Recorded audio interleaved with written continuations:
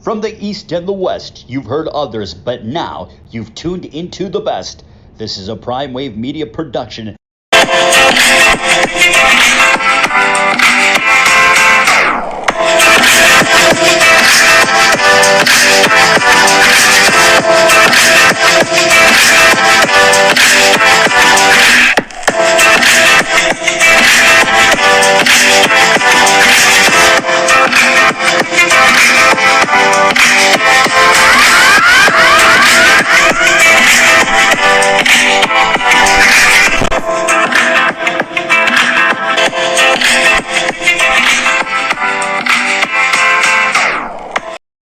What's up, world? It's the one and only Pop DBICD, Primetime Capper. I'm feeling good. I'm feeling great. And it is Friday, and we are back with the Shizzo. We got a full schedule in baseball today, so I got something to talk about. We got some summer league to talk about.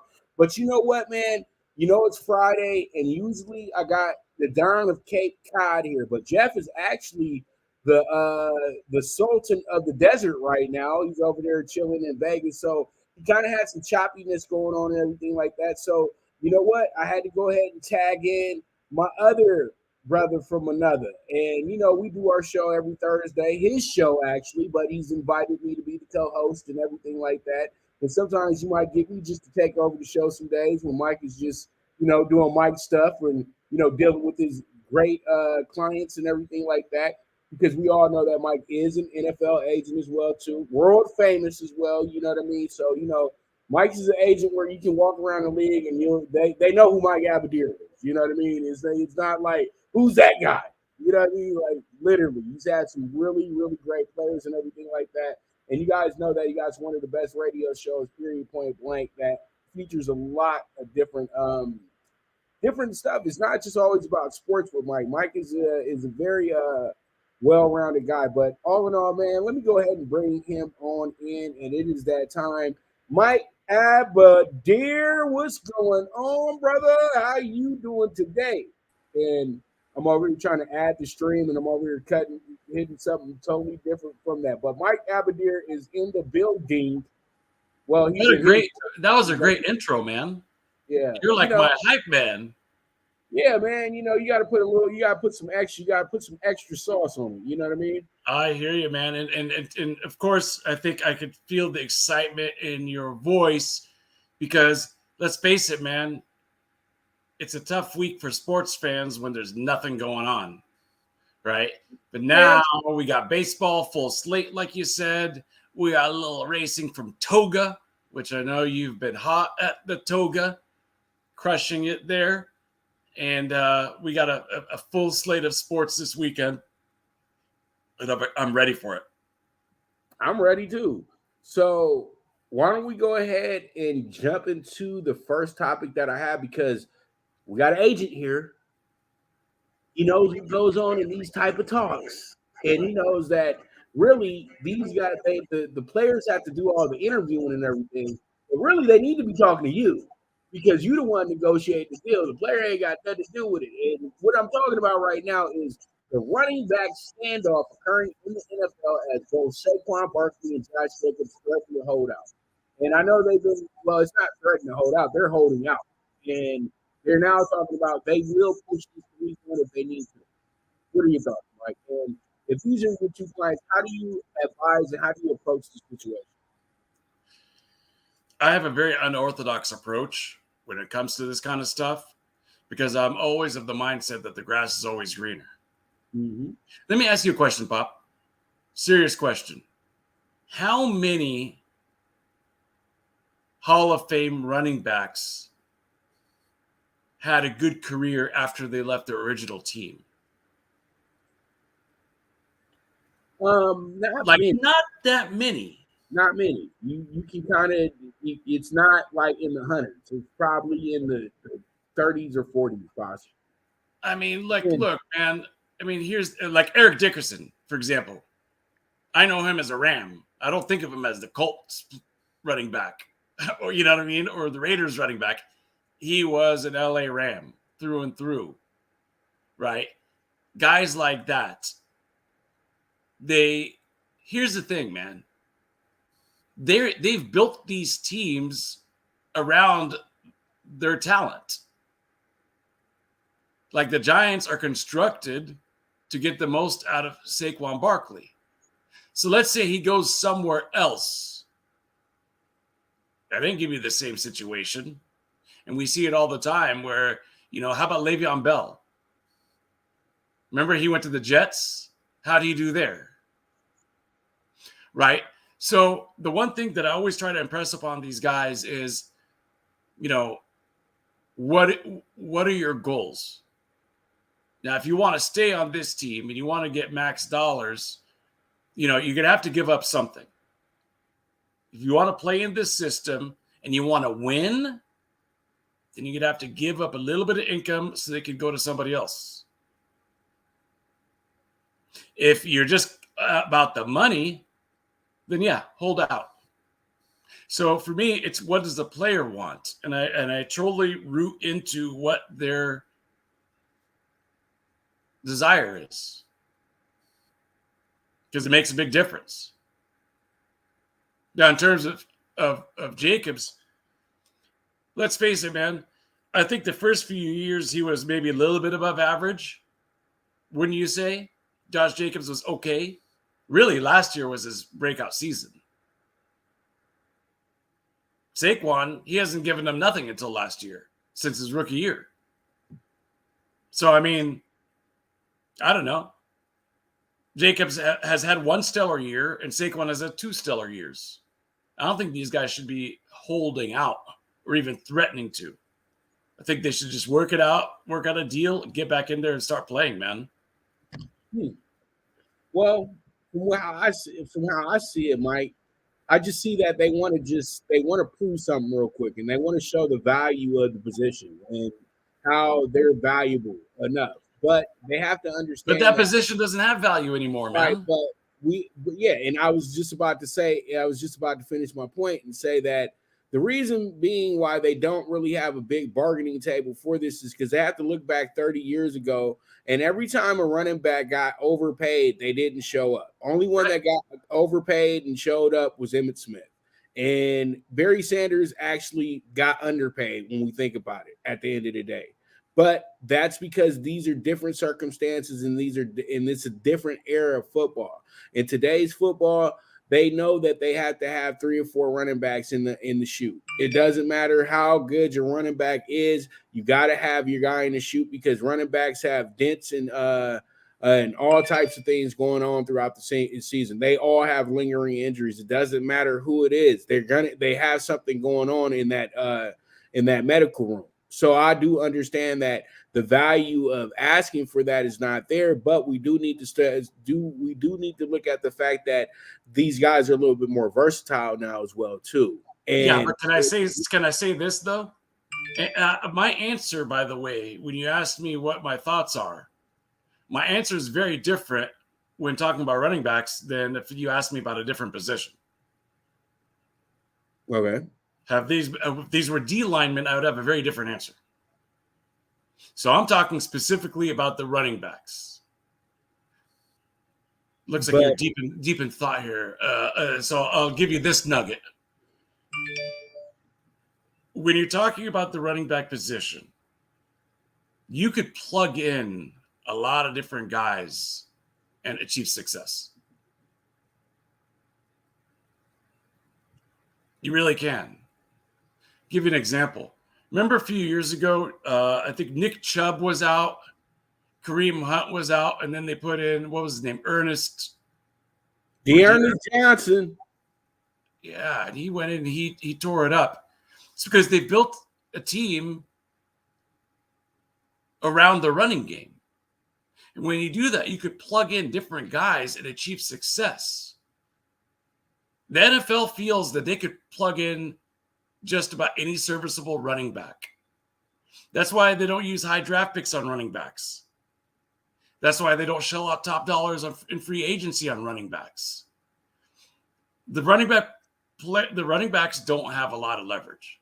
That's really the bottom line. And let me tell you this for all your viewers out there. It's not about a team being cheap. That's the most misunderstood concept when it comes to the NFL. They have to spend the money.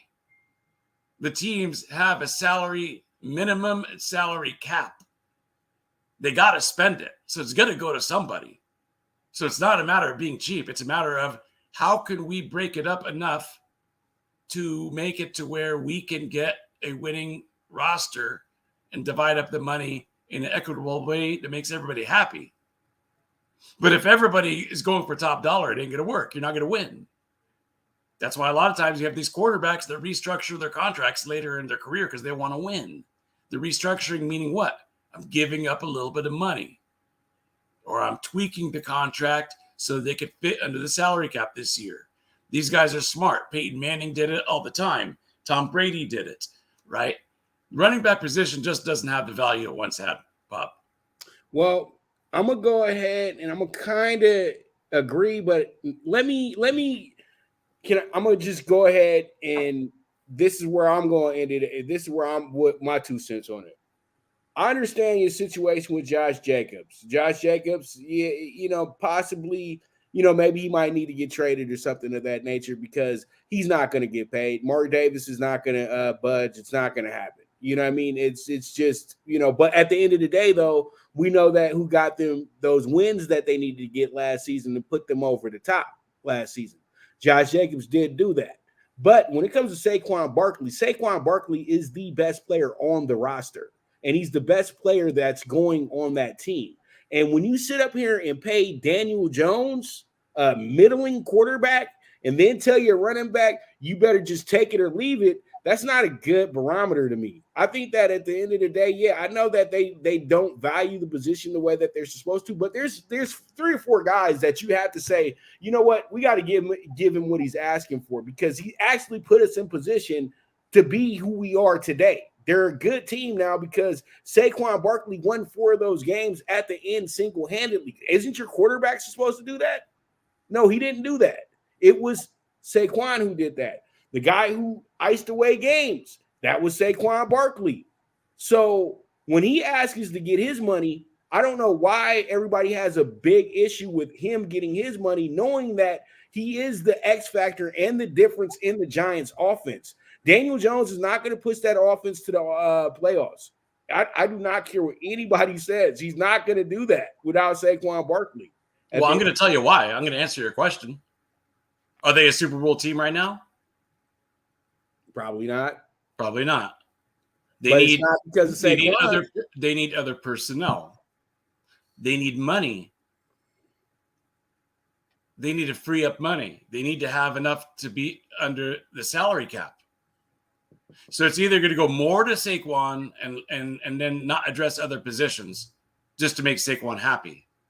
You see what I'm saying? It's going to go to somebody. The money's going is going to be spent. It's kind of like when you do like a fantasy lineup on DraftKings or FanDuel or something, and they give you like $260, and you got to fit everybody into that budget. If you take all top tier players at the very top, you're going to have to get a lot of like low level guys later to be able to fit under the cap. It's kind of similar concept. Well, my point is like this.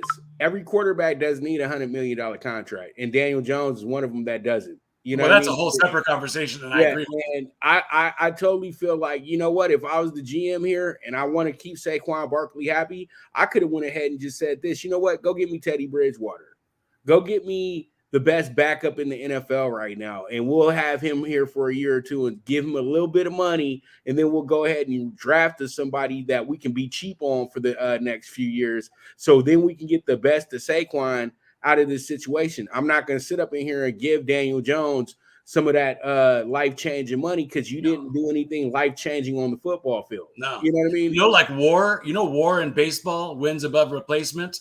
Mm-hmm. If they did a war on quarterbacks, Daniel Jones, his war would be maybe a half game.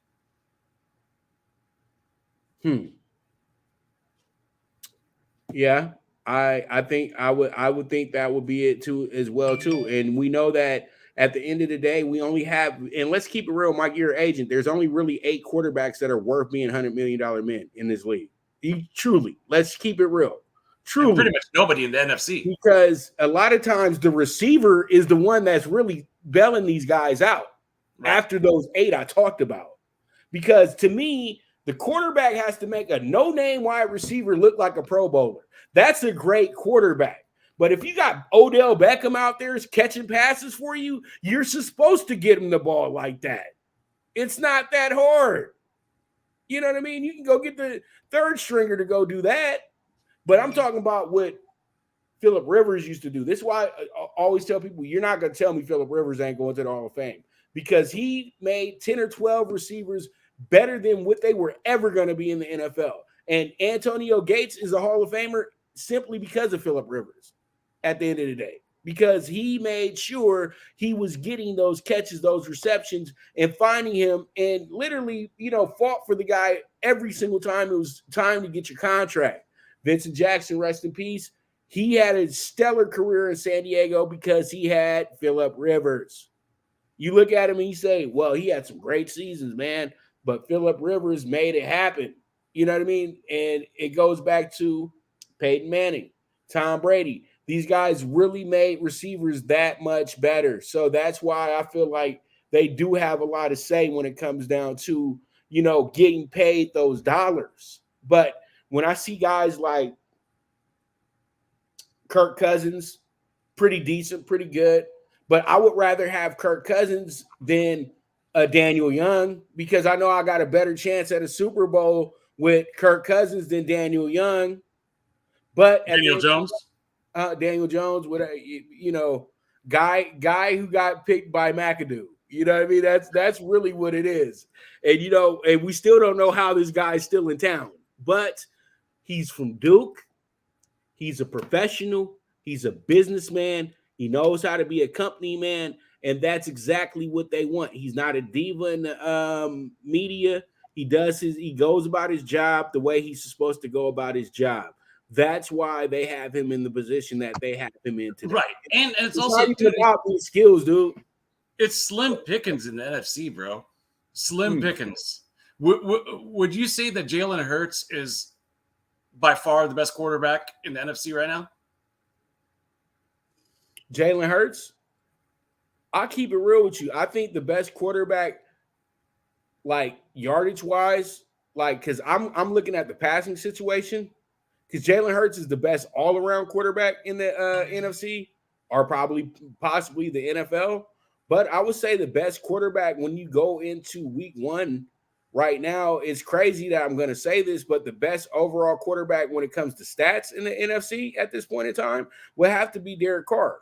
You know what I mean? Because Derek Carr is coming into a situation where he's about to get an upgrade at the receiver position. I know having Devontae Adams is like, how could you be getting upgraded more than him? You got 3 guys that are going to be absolutely studs for you going into next year.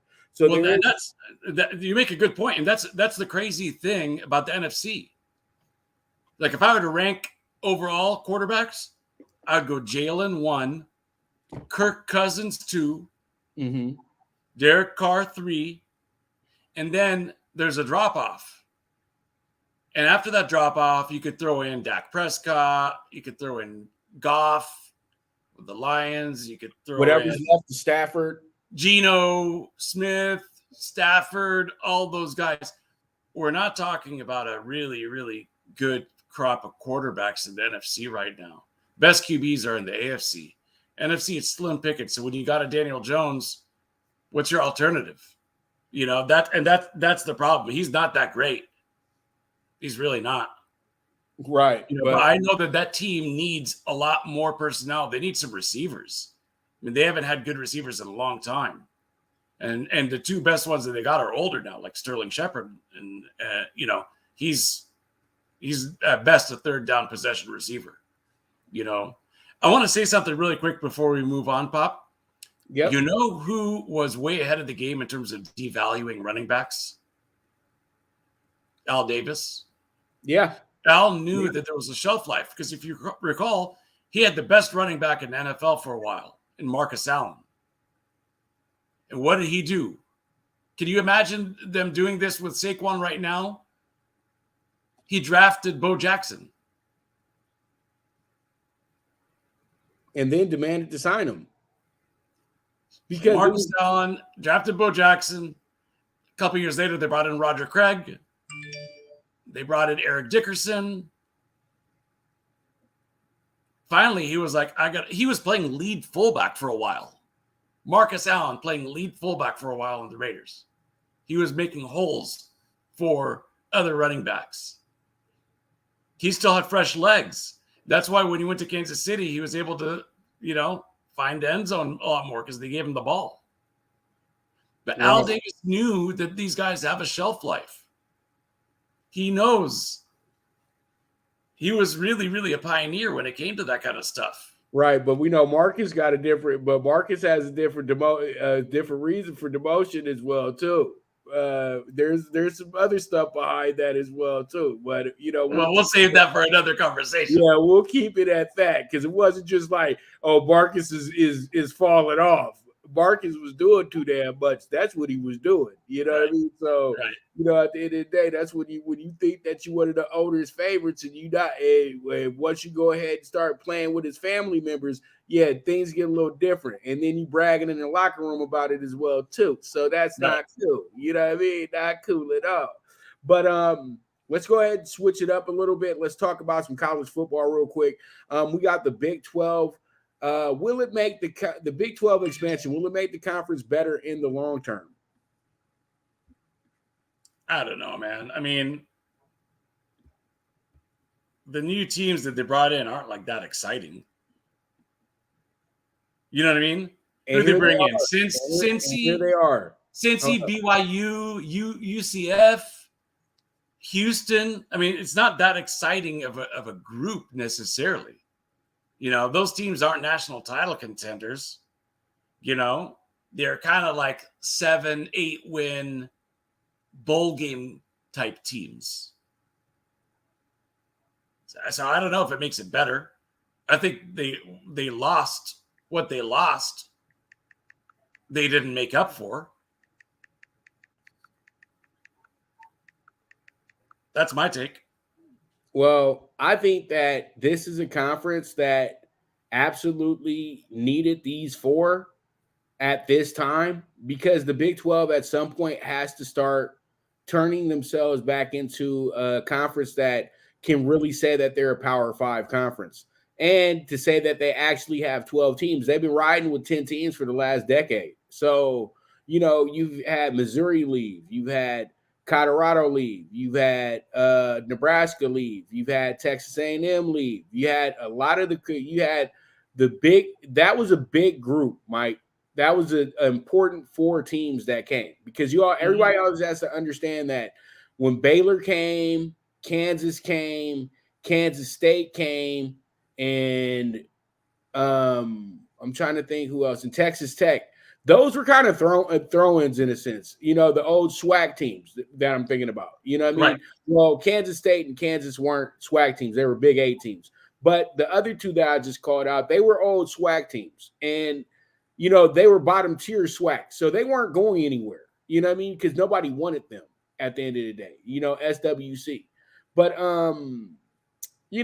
pretty much you have a conference now that's trying to get into the bi-coastal thing. They're trying to be just like the Big 10 because they want to attract 14, 16 teams at one point as well, too. But I don't think that people understand that the Pac-12 is not going to get broken up. What the Pac-12 is going to do is they're just going to go back to being the Pac-10. You know what I mean? And they're not going to worry about bringing in any new expansion because San Diego State, Fresno State do not hit the quota. They don't. It's just the basketball and football is one thing, but other sports they will be really out of place in the pack. You know this too, Mike. And they just not, or they just they don't help their bottom line when it comes to the educational portion either, because these are schools that's damn near like you can do whatever to get into them. I hate to be like that about San Diego State and Fresno State, but you don't have to do a lot to qualify for those schools. So I don't think that they really want that on their, because they do get points and things like that. Because the SEC is one school. The only reason why Vanderbilt's there because it's a highly touted educational institute that offsets the rest of them, So pretty much they need them there.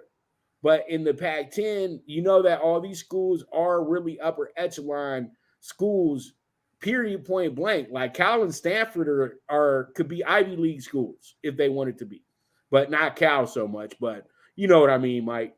But yeah, absolutely. yeah, But you know what I mean when we go back to your original question about the expansion making it better in the long term, so are we just saying that it's a numbers game? As long as you have a bunch of teams, it's better? Because look, I don't think the 4 teams that they brought in do not make up for the 2 teams that they'll be losing in Texas and Oklahoma. Right? And you know what happens to this conference? It literally turns into the AAC now, because now you don't have that power source with Texas and Oklahoma, who have always carried you. Let's keep it real, because they don't even consider the Big 12 for national title, Final Four, any of that stuff without Texas or Oklahoma being included in that. And Nebraska was actually the third, but Nebraska got so frustrated with the rules of how they were catering to Texas and Oklahoma, they had to go. And that was the biggest blow to me ever when they lost them, because they have big rivalries with both sides in that situation. And they pretty much have it to where they have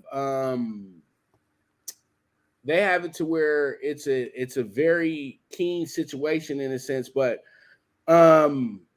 all in all, though, I think you got a really good point, Mike, that is probably not going to help in the short term, but after a while, people will probably get right into it. You know what I mean? They'll probably get into it because they ain't got no choice but to get into it. I hear you, man. Send this message back. Yeah, you seem like you're doing a lot of multitasking today, brother.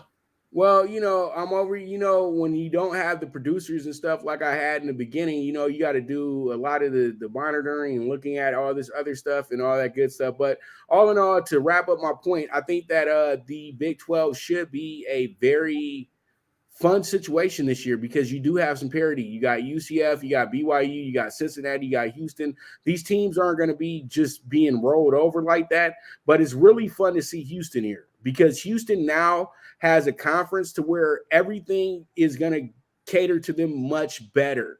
And I think what got them to the Big 12, what was their final decision to come to the Big 12, was basketball. Because let's keep it real, this is the best basketball conference in the country. And Cincinnati and Houston are basketball, they're top tier basketball programs. And BYU has always been a significant basketball program, and UCF has been doing a great job. UCF has been doing a great job of building their program, because if you ask anybody for a school that started in the late 90s, they've done an incredible job over a 25-year stretch, Mike, to be honest with you. UCF is, and now this puts them in the position to say, okay, you can't leave us out of a Final Four. Okay, you can't tell us that we're going to be the 8th, 9th seed in the NCAA tournament anymore if we have a great season. So they did this more, I feel, for the basketball side than the football side. These 4 teams, in my opinion. You know what I mean? Because the football, it'll catch up eventually. But now Big 12 becomes the most wide open conference in all of college football once you have Texas and Oklahoma leave. And Texas and Oklahoma leaving is perfect, because they need to play in the SEC. They need to play against the best of the best, because then they can start recruiting the best of the best again. Because that's why the recruiting was so awful at Oklahoma and Texas. Not awful, but not to the standard to what they are. They're top 5. Now they're top 20. You know what I mean, Mike? So pretty much now they can go recruit and steal those Alabama guys back, steal those LSU guys back, because now you're in the SEC as well too. And that's the main reason for both those teams moving on from the Big 12, because when you have the luxury and leisure that they have, then you're like, damn, what to do, so it's all good, man. But I that's how I feel about the Big 12 at this point, Mike. I hear you. Yeah. You making sense. So, yep. So that's how I'm feeling. See, now you busy. No, I was actually looking at the conference alignment, if there was like an East and a West and that type of thing, but like it's just listed as 14 teams, so I don't know. They're gonna I don't think they worried about a realignment until next year. I think that they're right. going to go straight Big 12 and call it a day from there. But we do know kind of like an idea of how they split it up. You know what I mean? It's North and South. And I would consider all four of those teams in their own group at this point. Because what they would probably possibly do is, if you look at it in that sense, you say, okay, the 8 that we already, the 10 that we already had in place, we're going to go ahead and throw the whoever came to the conference later, TCU, West Virginia, you throw those 2 in there with the new 4 because they're still fairly new to your situation. And then everybody else who's the OG, you stay over there. But then it's still 8-6. So who do you take out the OG group? You would take, did I mention TCU? No, I did not mention I mentioned TCU already. Yeah. Okay. So who's new in the group at the Big 12 that is in that 8? Nobody. Well, it kind of depends on how much. Throw Texas Tech up there. Well, okay, look, do you value rivalries or does it not matter? Well, they showed that they didn't value rivalries when they didn't. Texas showed that they didn't care about rivalries when they let their other arch rival just walk down the road in Texas A&M. And Nebraska and Colorado literally dissolved their rivalry. They were one of the biggest rivalries in the nation. Right. And by the Big 12, by Colorado saying, you know what, we out because we can't stand the Big 12. And Nebraska, we out because we can't stand the Big 12. One went to the Big 10, the other one went to the Pac-12. Nebraska messed up because Nebraska was actually supposed to go to the Pac-12. That would have been a better look, but the money was right when they got to – the money was right. Spectacular. Going to it was enough that they did away, but they regretted. They did away with even like some of the regional stuff, right? I mean, that's the crazy thing to me. You know, that one weekend where you have like the Civil War, you know, Oregon and Oregon State and Cal and Stanford and UCLA and US, Oklahoma State was pretty big, Pop. Oklahoma State was pretty big. We're not going to see that again. Right, and you know what? And Oklahoma State's pretty pissed about that because Oklahoma's the one that doesn't want to do Bedlam anymore because they don't want to risk the chance of mucking up a perfect season in college football or messing up a perfect season in basketball because, you know, the guys from Stillwater beat them. And that's just, I think that you're kind of running now, Oklahoma, but Oklahoma doesn't consider them their arch rival. Texas is their arch rival in their world. And, you know, Oklahoma, but they don't understand that Oklahoma State sees them as their arch rival. So once again, you are kind of, you know, why are you leaving Oklahoma State behind, Oklahoma? You know what I mean? Because y'all kind of a package deal. Now, Kansas and Kansas State, they've been trying to be apart for the last 100 years. They hate playing in the same conferences as each other. And pretty much if they have to do it for the dollars, they'll go off with each other or they'll leave, whatever.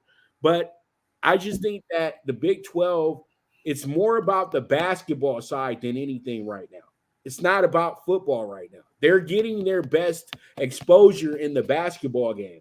They got a great contract with ESPN. They get the exclusive time slots for basketball. Football, you might catch a football game on a regional sports network somewhere. Out the blue, Kansas versus Central Michigan. Nobody cares on a Saturday. You know what I mean? Oklahoma State versus Memphis. Nobody cares. But let it be an SEC game, Mike. That game's on Sports Center. I mean, not Sports Center. It's on ESPN2. It's on the SEC network. It may even be on Channel 9 KCAL because they show college football games as well, too. You know what I mean? A special little feed from the SEC or something like that. So, that's what I'm looking at in the sense to where this isn't really a football expansion. This is more of a basketball expansion. And the Pac-12 has to kind of think in that realm of things as well, too. I keep saying you don't chase the obvious with California schools. What you do is you go get Colorado State, you go get Utah State. So then those teams have their interstate rivals back. And you say, okay, but what's the Southern Cal? They just left you. There is no more Southern California market in the Pac-12. But what you do have is you still got the Bay, you still got Arizona, you still got Oregon, you still got Washington, then you got Colorado and Utah as well too. This actually sets up a great conference. It does. So if you're going to replace any teams, if you're going to volunteer any teams to move on, it would be those two for me. And Colorado State, let's keep it real. They're not always that bad. We've had times where Colorado State's basketball and football teams were top tier, great situations, and were way better than Colorado for years. So it's not like they can't play the game too. You know what I mean? And Utah State is a school that just gets better and better and better and better every year. So it would be fun to watch the Utah State rivalry because that's intense. Colorado State rivalry, that's intense, but they always play each other though. Colorado and Colorado State, first game of the season. So that would be a lot of fun, in my opinion. You know, if you bring those two, because it makes the most sense. You know what I mean? I hear you. Yeah, because you get sellouts with those two. It's not like you're going to have a game and, you know, ain't nobody going to be there. No, you'll get some sellouts with them as well too. If they're good, if they're both balling, oh, everybody's showing up. You know what I mean? And that's what you want in the Pac-12. You truly do. And that will give the Pac-12 the parity that they need to actually compete with the Mountain West right now because let's keep it real. The Mountain West has been a better product in both sports for the last few years. Which is pathetic, but, you know, I'll leave it at that. Pretty much is because we might as well just be the Big West and everybody come together. Right. You know what I mean? So it is what it is. But we've already done away with the Pacific element of the Pac, right? I mean, once you start going to mountain teams and stuff, like this Pac should be like Hawaii, you know, it should be San Diego, you know, but hey, it is what it is. It's just San Diego State just doesn't sound, come on, San Diego State, that doesn't sound right, Mike. You know, Hawaii, perfect. But see, when you have a conference like this one, you don't want to use a city and a state at the same time, in my opinion. You know what I mean? You want to just keep things more the basic Oregon State, you know what I mean? Stanford, Cal, you know what I mean? Nah, man, we San Diego State and Fresno State. Y'all two, one's a beach city, one's a ratchet city. You know, like, no, you're just two Cal states. That's what you are. Right. You know what I mean? So that's what it is at the end of the day. But let's go ahead and move on real quick. Let's talk about Summer League. We don't have to sit on Summer League for a long time. But what's your 2 cents on Summer League real quick? Because I want to get into some baseball. We don't even have to talk about this long. I mean, I think when you say does the Summer League lack excitement, I think people want to see Wemby. Wemby's done. And that's about it. They want to see Wemby. They want to see Miller. They want to see Scoot. Those guys were done within 2 games. Well, actually, Miller played. So, you know, we got a good sample size of him. But the 2 guys I really want to see were the Thompson twins. And they did everything that they were actually supposed to do. You know, at the end of the day, they did what they were supposed to do in those 2 little sample sizes that they gave out as well too. But all in all, what are your thoughts on your Kings real quick, if you've seen anything with them?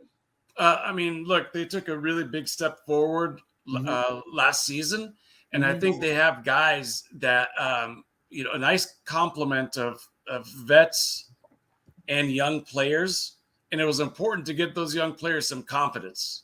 You know, look, man, it's a hard sell, even though it's in California.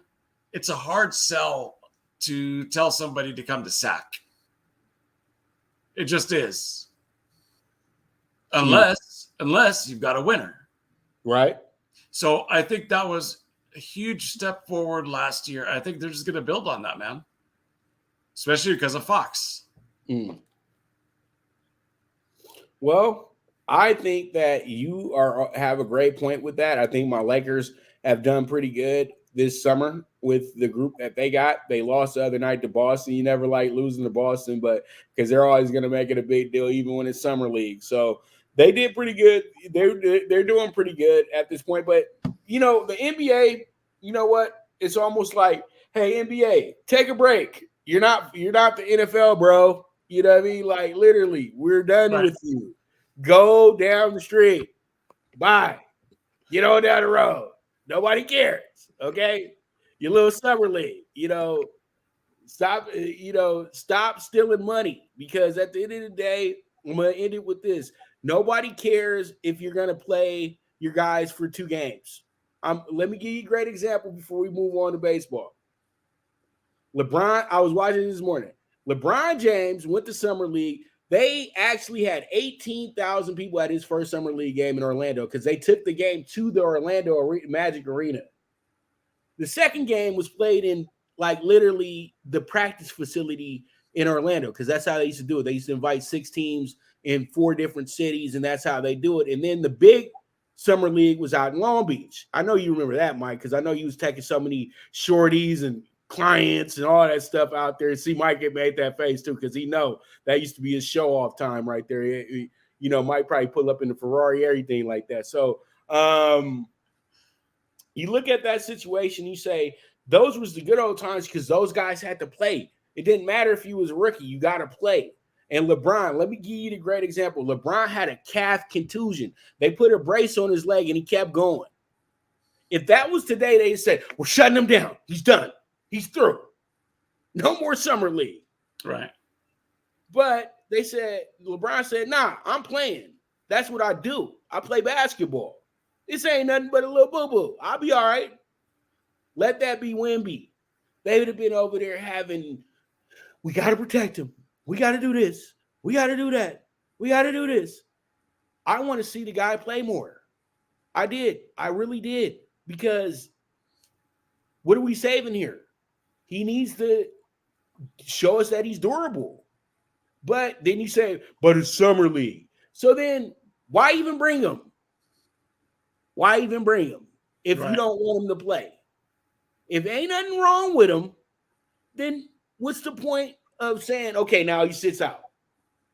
The people paying their money to come see him. How you going to keep selling your league and the up and up if you always over here pump faking us? It's just the NBA just keeps shooting itself in the foot more and more. And pretty much what they're telling us right now is they have no plan after LeBron. It's that simple. Yeah. They have no plan after LeBron because you're trying to coddle every player now. Like, oh, he's this and he's that and he can't play. He can't play? What kind of shit is that?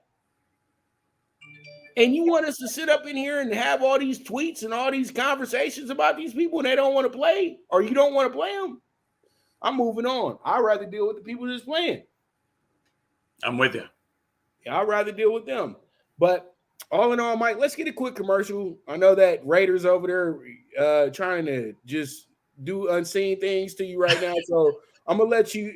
I'm gonna give me some water. I'm gonna see what's going on with this next race, and then we'll be right back. All right, this is the premier sports betting show, the Primetime Angles, with the one and only Pop DiBiase, the Primetime Capper. When I get back, we are talking baseball. I know Mike's excited. Look at him. Hell yeah. All right, because we spent about 20 minutes too long on, what was it, the Big 12, but it's cool. Now we're going to talk some baseball. All right, so we'll be back. This is the Primetime Angles with the one and only Pop DiBiase, the Primetime Capper, and the man, the aficionado himself, Mr. Mike Abadir. Good News Only Racing Club, led by the legendary Doug O'Neill, the trainer of 2 Kentucky Derby winners and I'll Have Another and Nyquist. Also trained 2-time Breeders' Cup champ Golden Sense, who are just a part of a long list of thoroughbred champions trained by Doug O'Neill. The Good News Only Racing Club has a young core of horses to look out for in Dennis's Celery, Irish Heatwave, and Notre Dame, just to name a few. Win the day every day with the Good News Only Racing Club, a proud sponsor of the NFL Bet Exchange. From the East and the West, you've heard others, but now you've tuned into the best. This is a Prime Wave Media production.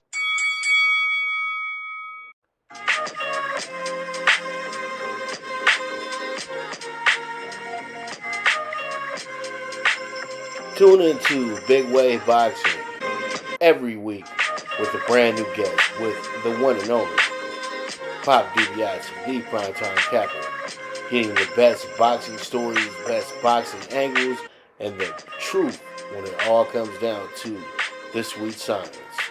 Tune in to Big Wave Boxing on the Prime Wave Media channel on YouTube.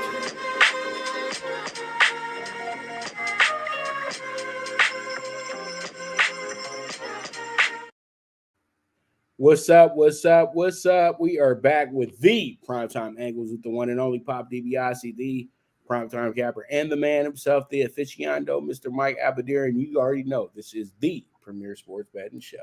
All right, so Mike, let's get into it. AL East has great parity. Will the Rays hold on, or will they be caught? You have the floor, Mr. Abadir.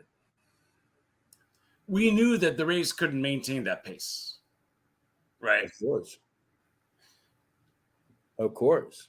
They've kind of come back down to earth a little bit, but hey, they're still playing like they're not playing 800 baseball or 780 baseball anymore, but they're still playing like 580, 600 baseball. Mm-hmm. You know, I'm actually surprised that they've done as good as they've done because of all the pitching injuries. It just kind of shows you how good their farm system is that they've been able to withstand it. I don't know if anybody else has the firepower to catch them, though. I do think Tampa is going to hang on. It's kind of like when you bet a horse and he's got the lead and you're like, wire, wire, wire. I think that's how Tampa's going to be, but I think they're going to get that oomph at the last minute to be able to win the race.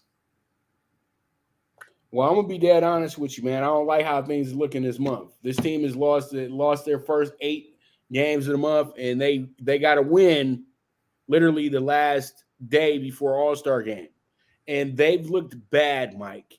I'm telling you, bad lately. You know what I mean? Philadelphia had their way with them, swept them. Philadelphia is a different animal in itself as well, too. This team's won, 23 out of their last 31? So they're kind of that's kind of a different situation right there. But still, you got swept. And then Atlanta pretty much punked you all weekend long at home, of all places as well, too. So they showed me that they're not top tier. They're not a team that you can take seriously to be in a World Series or anything like that. You know what I mean? I think that, they're a team that's going to run themselves into the playoffs, and they'll have a quick 3-1 outing. Done. You know what I mean? And let me tell you something. The Orioles are actually a better team, in my opinion, coming down the hill, because they're not scared of the Rays, and they were the first team to show you that, hey, they're not that. They're not the Killers Row Yankees. All right. Cut it out. This ain't the 27 Yanks, all right? Because we had these MLB talking heads, follow the money, all the handicappers, the Rays this, the Rays that. It take the Rays to win the World Series the second week of the season. Why?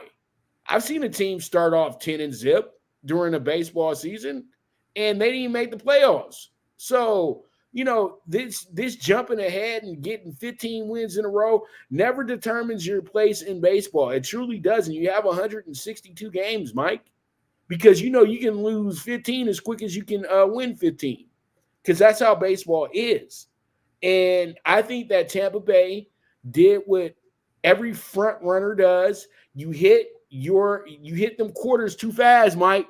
You hitting 21 and change, baby. You hitting 43 and change. But you didn't know, the Yankees, the Blue Jays, your Red Sox, they built for the stretch.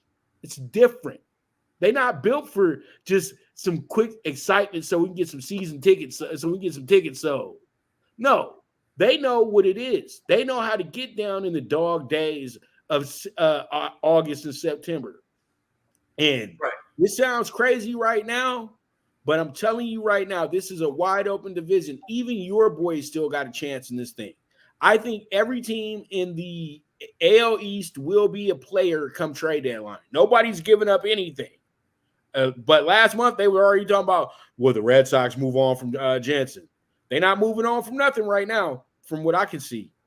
I think that they'll all be adding something and getting rid of minor league players. The only team that's suspect to me right now of not being in this blanket finish that I feel like is going to happen for the AL East is the Blue Jays. It's just because they're too young.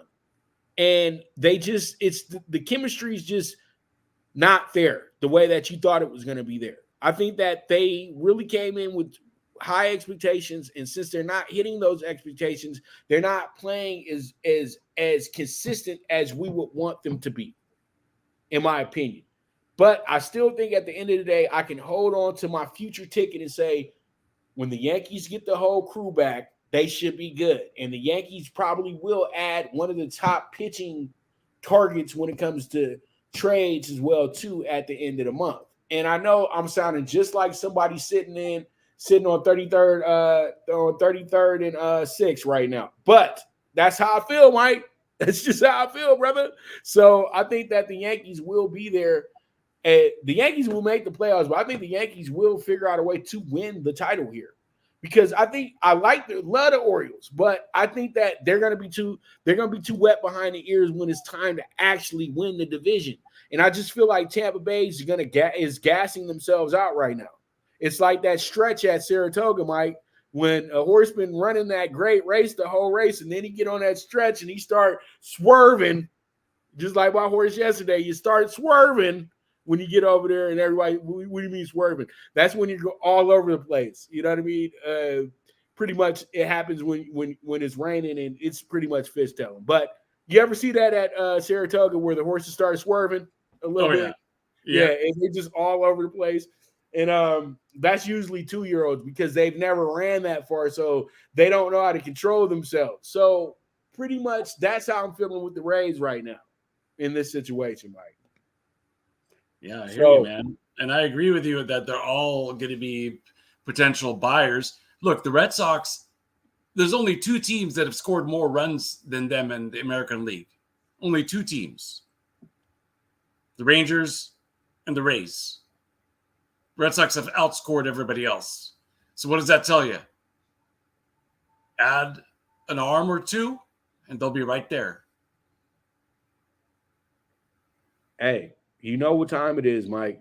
It's winning season now, baby. And a lot of people have to understand that about baseball. So with your Red Sox, what are the keys to them making the playoffs? And what's the weird? Chris Sale coming back healthy. Okay. And contributing. Trevor Story is going to start his rehab assignment. Everybody's forgotten about Trevor Story. But he could come in and be a lightning bolt. He's fast on the bases. He's athletic. I think if they get better pitching, they get Chris Sale, they get Trevor Story, and those guys contribute, I think they'll be a wild card team. They'll be a wild card team. Wild card. So, Boston, your boy Mike says that y'all are going to be a wild card team.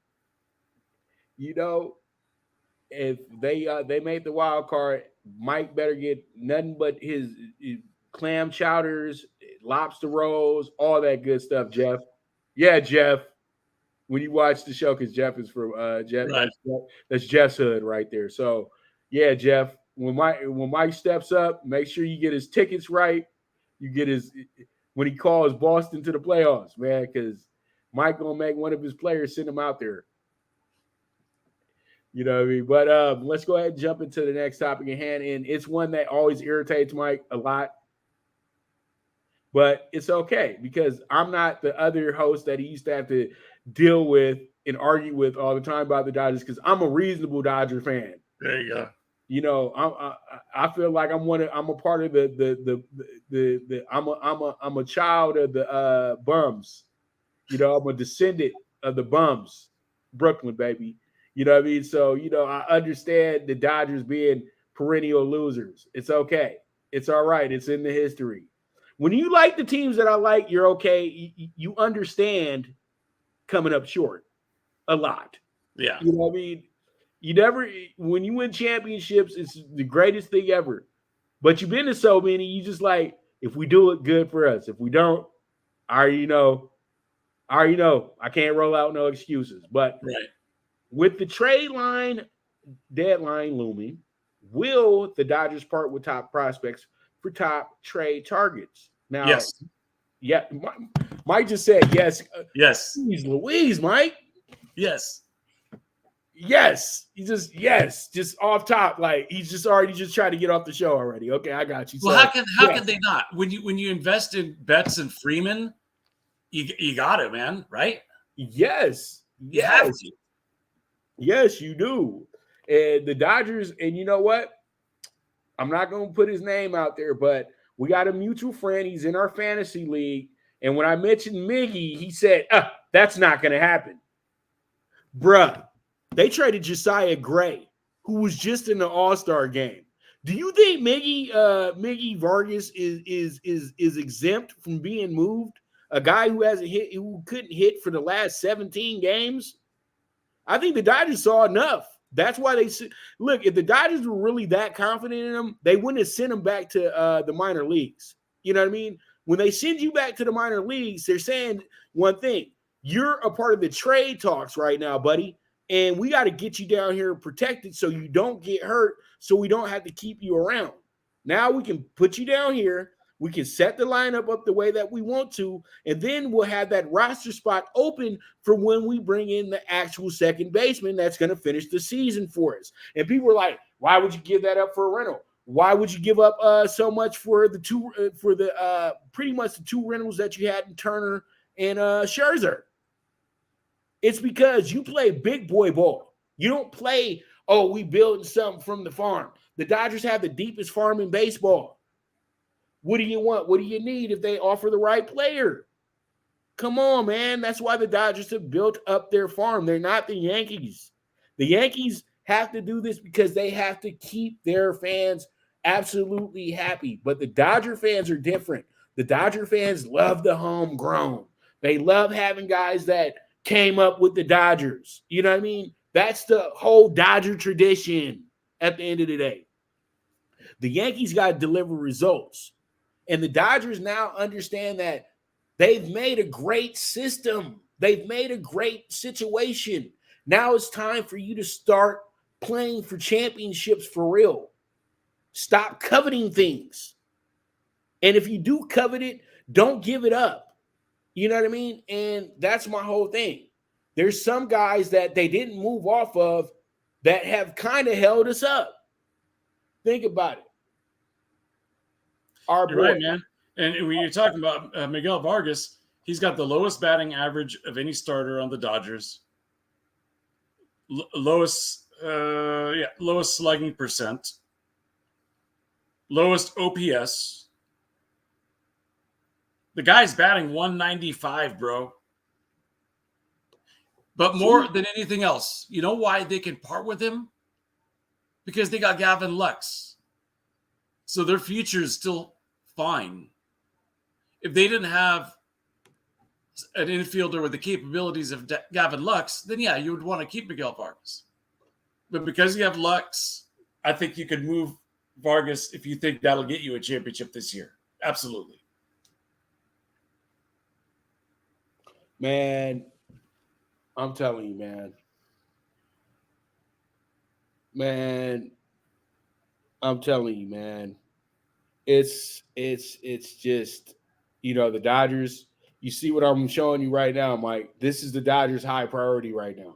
The Dodgers got a great chance to go get Amir Garrett. Amir Garrett was just pitching for the Royals. He was the guy. Remember a few years ago, the Reds got into a big melee and the pitcher was fighting the whole dugout? That dude. He's available. And he's a dominant pitcher, too. You know that, right? Dominant. Oh, yeah. I'm a big Amir Garrett fan. Yeah, and I think he only got out of he's only out of Kansas City is because he was being insubordinate. And I would be insubordinate too in Kansas City. Do they care? Like, seriously, do they care about winning baseball games? Like, they really sat to the season was like, you know what? We just show up every night. We ain't worried about winning no games. If we win a game, cool. If we lose, it's expected. All right, cool. You know what I mean? So I'm looking at this situation. I say, Joe Kelly looks like he might be coming home. Even and Mike looks at me and is looking at me probably saying, home is Boston. So, he might be coming back to LA with his family. You know what I mean? Because they love him in LA because he stuck his little tongue out at the Astros and everything like that. I was like, but you still didn't deliver no damn ring that day, so it doesn't matter. You know what I mean? So you have that. And I just truly feel like the Dodgers do need to go get 2 or 3 relievers right now.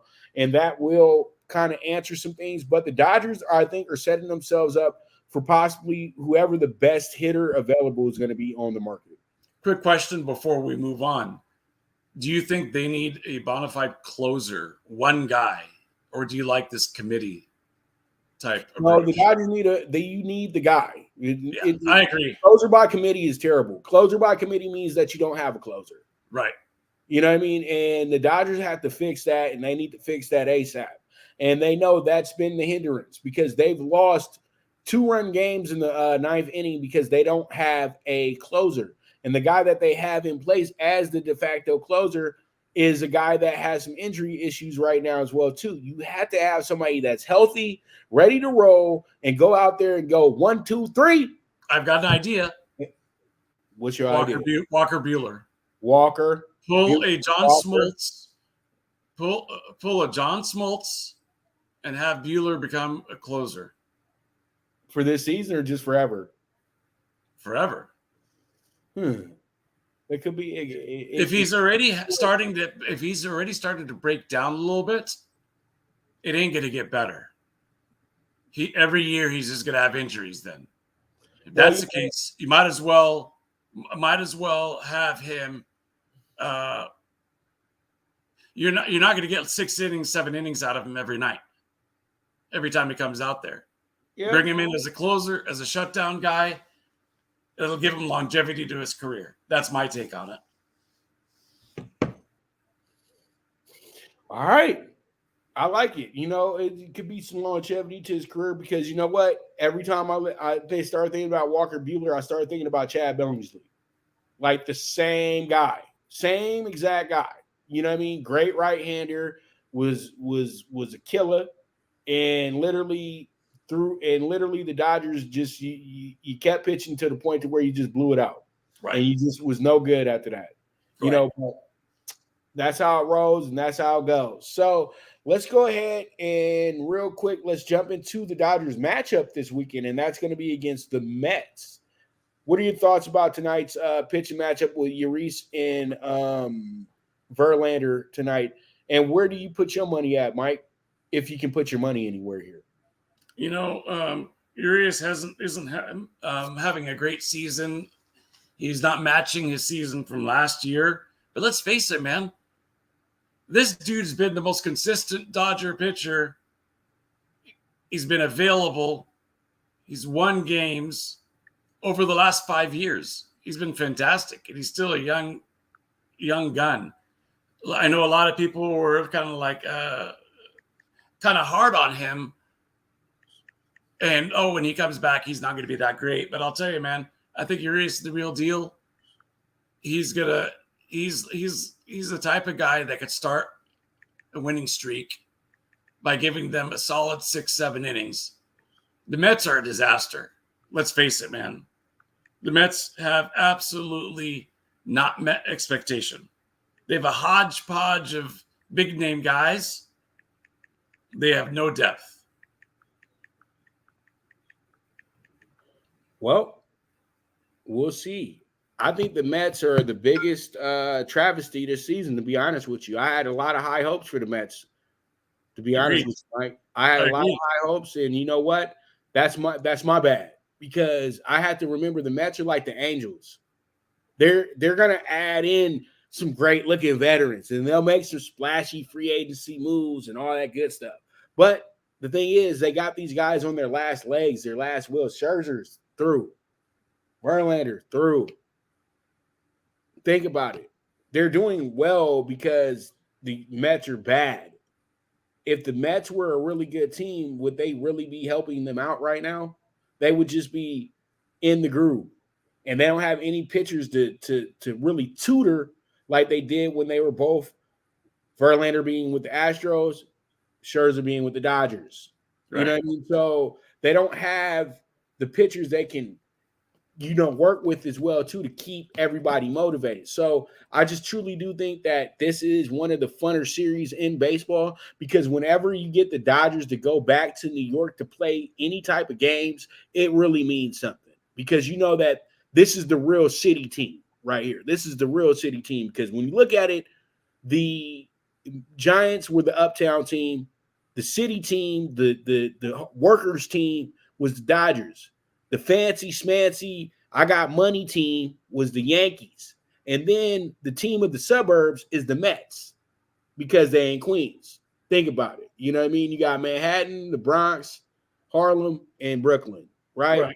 So you got 4 different boroughs, and it's all 4 different ways. And Harlem's not a borough. I'm sorry. It's just uptown Manhattan. So what you call it? But if you ask New York, they'll say it's a borough. You know what I mean? That's a borough, even though they always forget about Staten Island.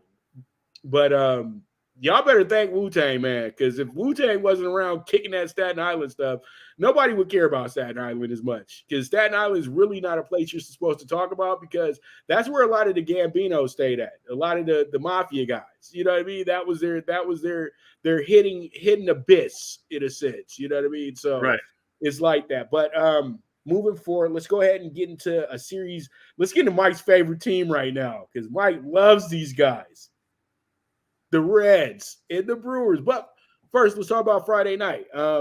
What other matchups do you see that are intriguing to you? And you don't have to be long about it. Just tell me which ones just stick out to you. Padres Phillies is a rematch of the NLCS. I think that's a good one.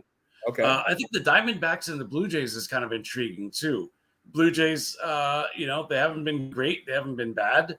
Dodgers, the Diamondbacks have been overachieving. Let's kind of see how this game shakes out. I think it's interesting. Of course, the Reds and the Brewers for supremacy in the NL Central.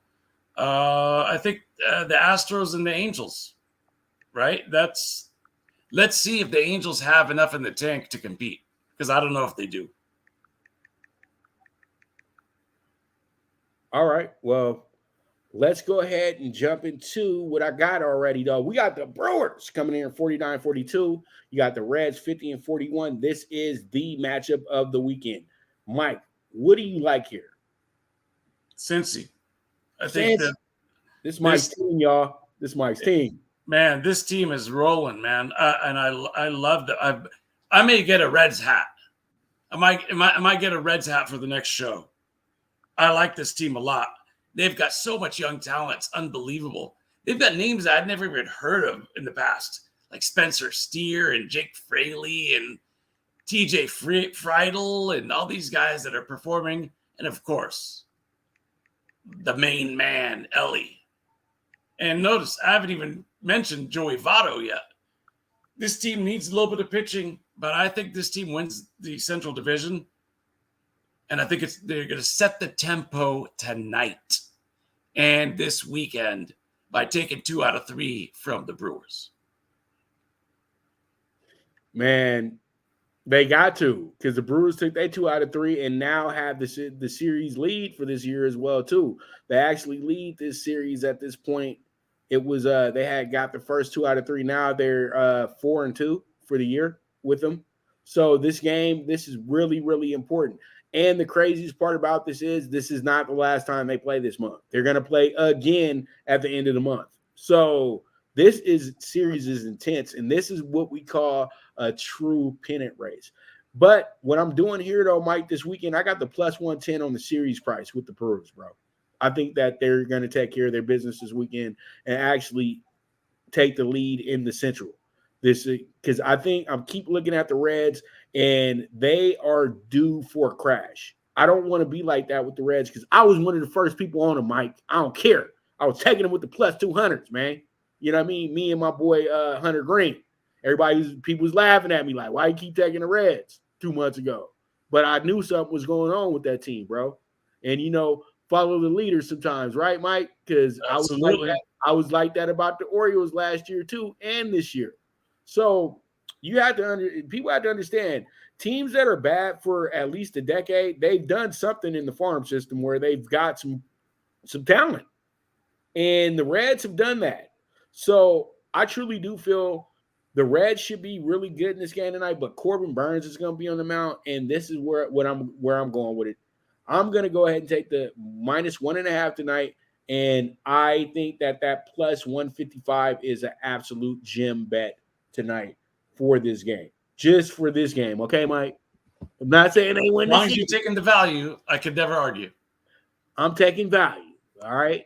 Got to take the value, man, because we don't. It's cool to play chalk. That's comfortable. That's insurance.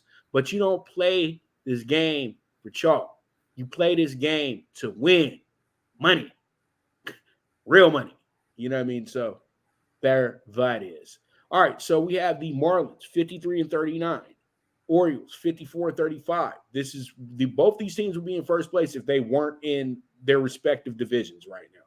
Do you feel that these two teams are the next up when it comes to teams about to be, elite?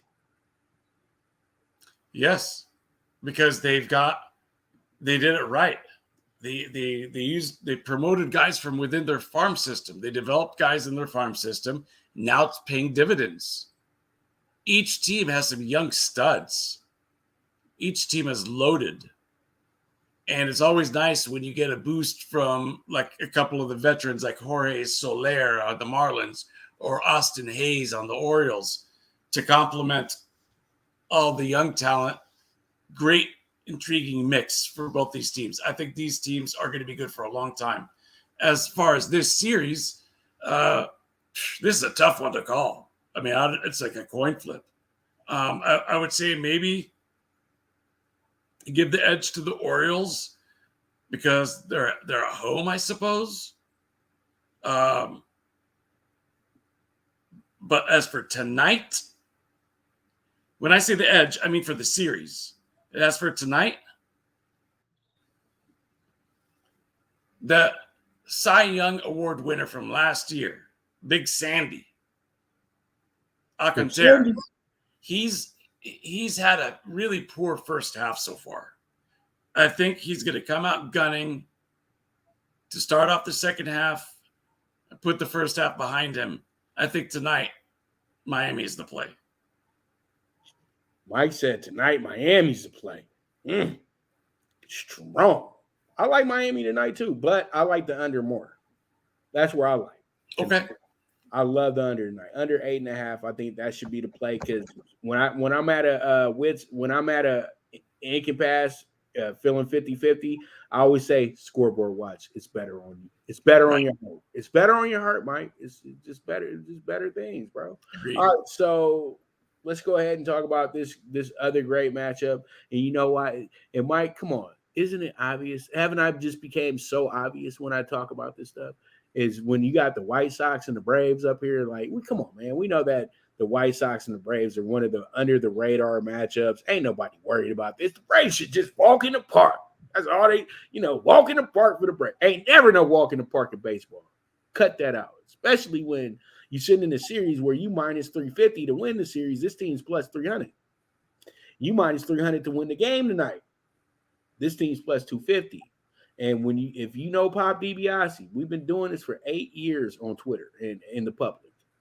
If I see a -300 in baseball, I'm sitting in the opposite dugout because give me that plus 250, plus 260, plus 270, those rare numbers that you get in baseball because it always tends to work out that way. I've been doing this for a long time now, Mike, and I still really hasn't failed me. It doesn't hit 100% of the time, but I would say maybe 80% of the time it's happened. So I'm going to take the White Sox as my dog of the day with your favorite pitcher, Mike Kopechek, or whatever the hell they call him. Kopech? Yeah, he's coming off the DL, Yeah. so we'll see how healthy he is. Big strikeout type of pitcher. I think that's good value there. Absolutely, I'd take the number. Yeah, and at the end of the day, it's not a risk; it's a reward. Because at the end of the day, you just risking. You're not over here juicing. And people say, what do you mean juicing? When I say juicing, that means that you're not overpaying to win a bet. You're not paying minus 140. You're not paying minus 180 to get your dollar back. I like to say your 100 back, but your dollar back, so it can be, PC. You know what I mean? But you have to put up a certain number to get the number you really want to get. And I see that people always throw up a certain number to get that number, but it's always like 67.55. I'm just like, what that? You know what I mean? Like, seriously, like, dude, just bet the damn 180 and get your money back. But people are just trifling like that. So I just truly do feel that that's the number right there, Mike, and that number makes too much sense to me that they're going to win this game tonight. Because you got Charlie Morton on the mound. I don't trust Charlie Morton with no minus 300. Get out of here, old man Jolly. No, I'm cool. So let's go ahead. One last break, Mikey, and we will get into talking tickets, okay?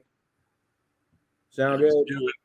If you still with me, man, because I know Raiders is like, this guy's killing my ears. No, I do have to contact an NFL team in a few moments here, but can we all be on the call? Tickets. We can talk tickets. Hey, can we all be on the call though? Oh man, I think they would kill me if I tried to pull that kind of stunt. We would get Mike banned from the NFL if we on the call. Be pulling Antonio Brown from the locker room, Right. If we're on the call with Mike is done because it's gonna go viral in 5 minutes. Like, did you know Mike Abadir had the whole call on the PrimeTimeAngles live on Twitter? He's the coolest man. I'm telling you right now. But we'll be back.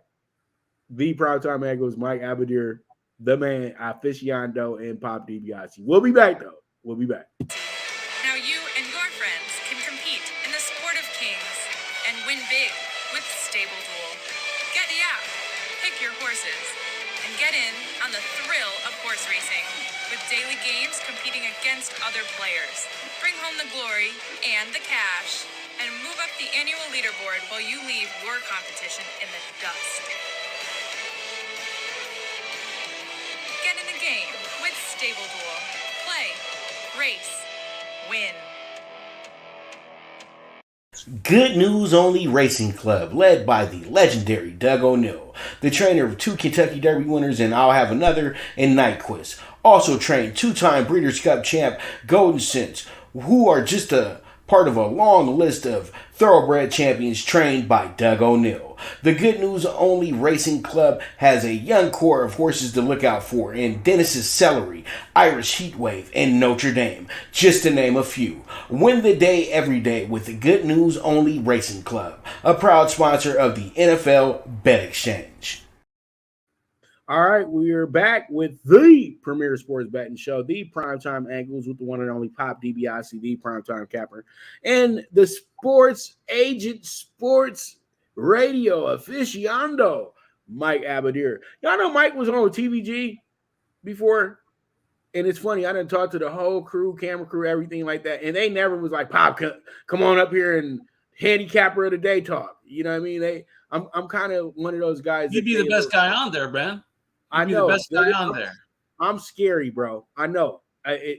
People may lose their spot if they put Pop on the table because they know I'm gonna hand out a 92 or better, and it's gonna be the last race, and I'm gonna tell you go 100 across the board, and pretty much, Todd Schrupp you out of a job, brother, because you over here selling it.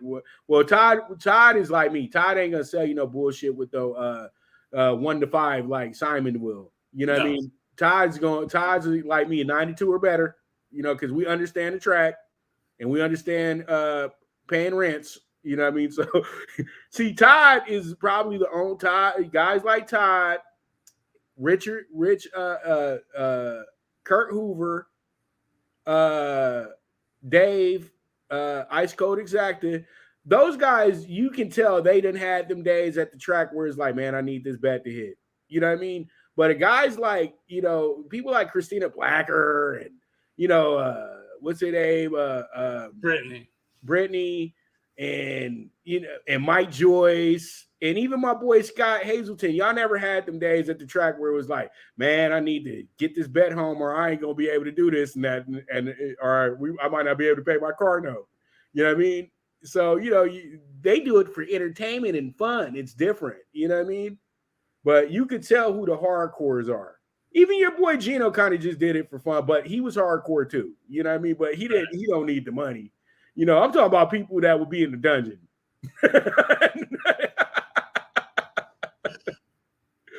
Going like, right. Them people. Yeah, not the people that's just yelling and screaming at the stakes race for the 3-2. Come on, Baffert's horse. Everybody knew you were going to win.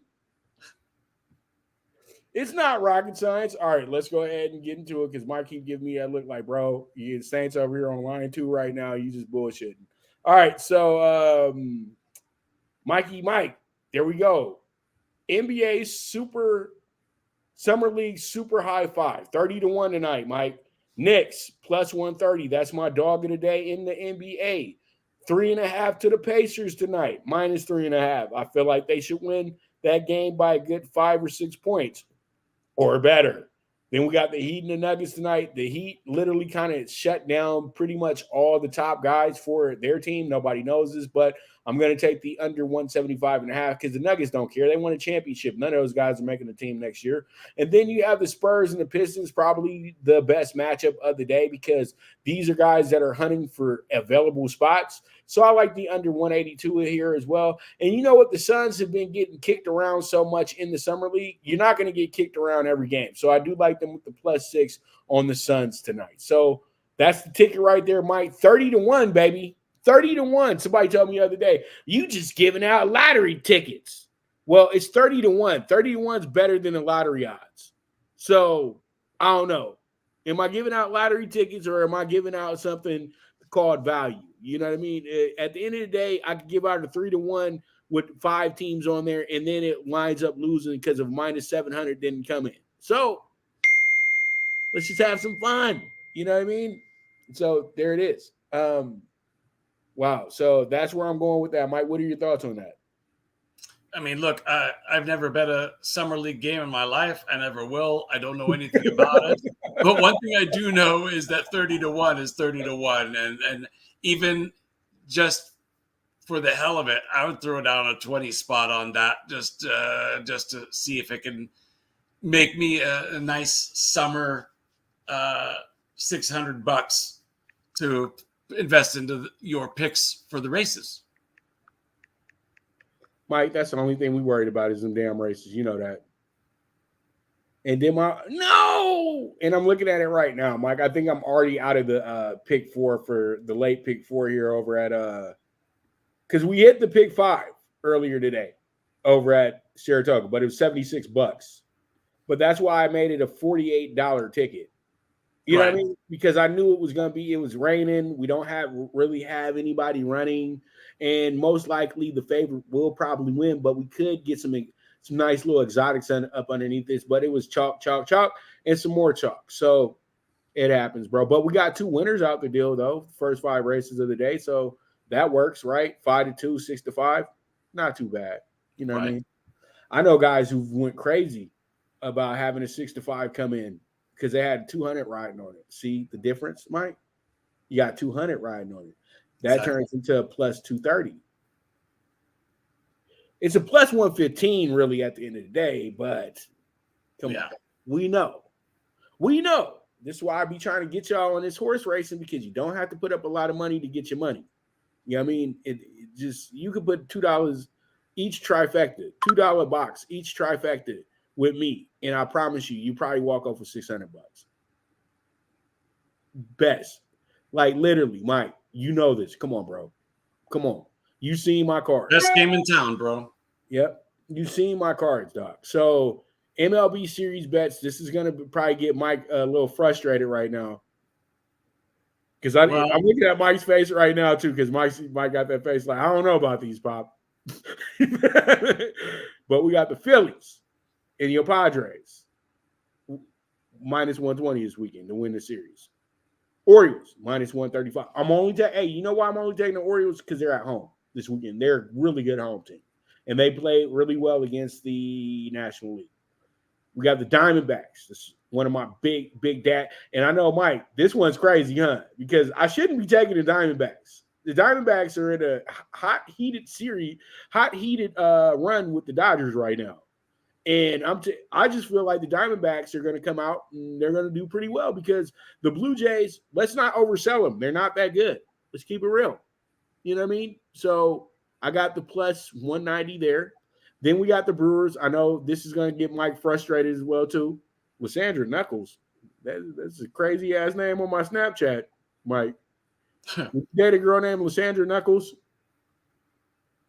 That's a classic name. It should be a boxer.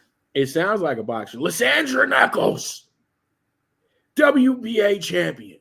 All right, the Nats plus 210 this weekend against the Cardinals. Come on, why would they give them that number? Cardinals are in last place. This is 2 last place teams. This is minus 110 across the board. Come on, dog. On both sides. And then we got the Astros minus 105. The Angels are done, bro. I hate to say that too, but the Angels are a wrap. You know, Rap City Joe Claire, Big Les. You know what I mean? That's how quick I can say the Angels season is already over. I didn't even want to do that either. I had the Angels still in the division before Mike Trout got hurt. Sad day in Southern California to see the Angels be sorry once again with 2 of the best baseball players to ever step on the field. It's just a damn shame. Seriously. And they had 4 of the best baseball players to ever step on the field a few years back, and they still couldn't get it right. Artie Moreno, I don't know, bro. I do not know. But I don't blame Artie, though. Artie's done the best that he's possibly could do to put this team together, Mike, and they just never showed up, bro. It's just that's Anaheim for you. Gene Autry did the same thing. Disney did the same thing. It's just the Angels, dog. Simple. Snake bitten. All right, so we have PrimeTime PK6, 88-1, Mike. Dodgers money line minus 115. Under 8.5 with the Marlins and the Orioles, plus 1.5 with the Pirates, and that's minus 145. We also have the over 9 with the Diamondbacks and the Blue Jays, and then we have the Brewers plus 155, and then we have the White Sox dog of the day plus 220, 88-1. What do you think of that big boy right there, Mike? Real quick. Hey man, I like it. I'm just not convinced that that's an 88-1 payoff. How's it not? Okay. I'm not sure, man. I think it needs to be recalculated, to be honest with you, but I like the plays. Well, I calculated it up, and I don't know and that's what it came out to. Before I switched it up to the Dodgers, it was actually 94 because I was going to play a play that I had for my clients, and then I had to remember this is for my clients, so then I had to dial it back a little bit. So you can calculate it up for me real quick, Mike, and see if I'm fibbing or not. But this is the number that I got when I made the bet. Well, I might be wrong, but I'll do the quick calc while you're talking here. All right, well.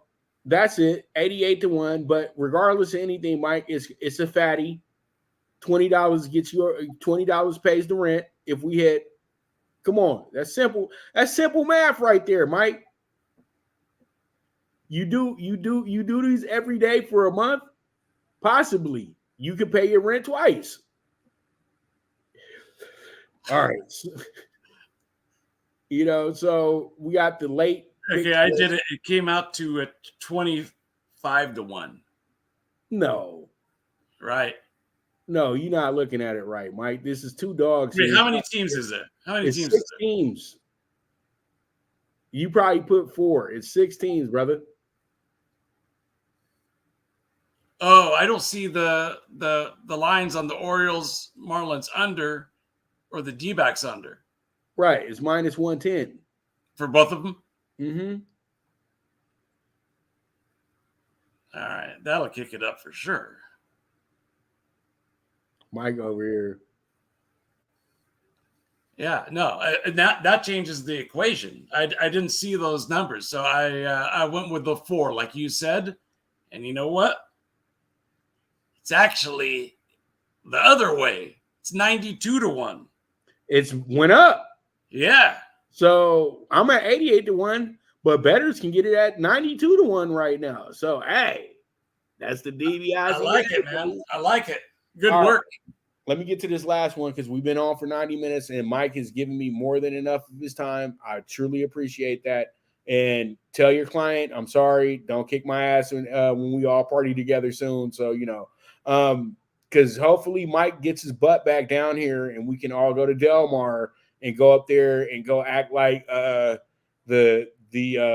episode? We can all act like the Vegas episode of Saved by the Bell. Where everybody's running around Del Mar acting the fool. So we got the Yanks minus 1.5 tonight on their little road excursion, plus 110. Got the under 8.5 with the Astros and the Angels. And then we got the A's plus 1.5, plus 110 at home tonight against the Twins. And then we have the Mariners money line minus 180 against the Tigers. And that's going to be a 10-1 ticket, Mike. So you can call it the late pick 4 or you can call it the bailout pick 4. Regardless of anything, all those games start after 5 o'clock. So, yep. It is. Let me tell you something. I love the A's play. Okay. I love it. Okay. They called up 2 guys. I want everybody to pay attention to 2 names. Zach Geloff and Tyler Soderstrom. Okay. Oakland A's. Okay. Top prospects. Just got called up. They're going to rake. Tyler Soderstrom, Zach Geloff. I like it.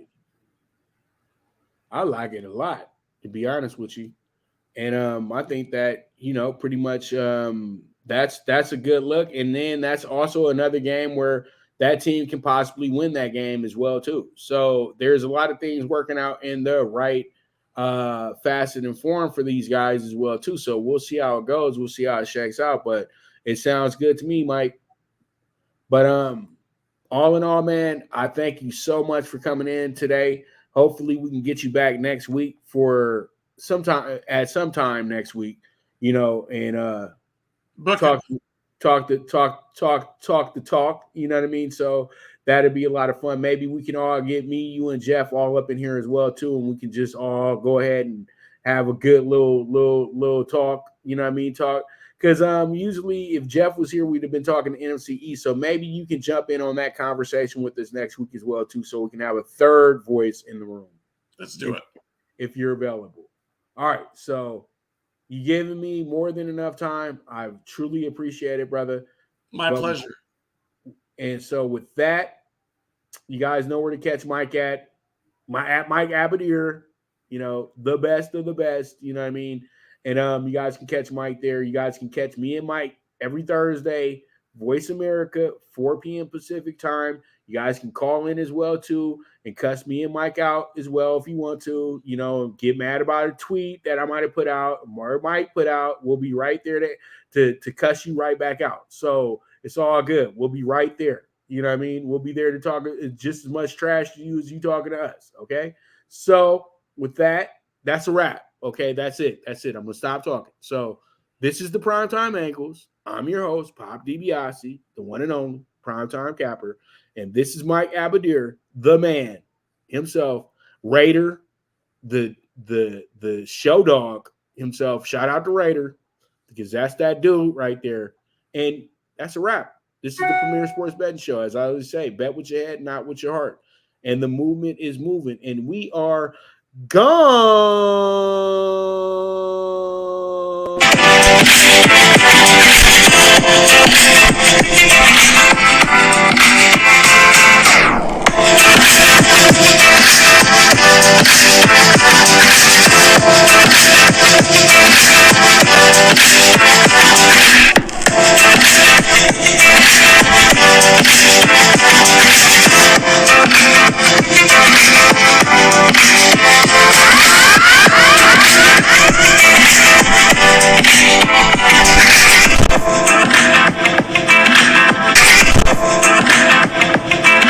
From the East and the West, you've heard others, but now you've tuned into the best. This is a Prime Wave Media production.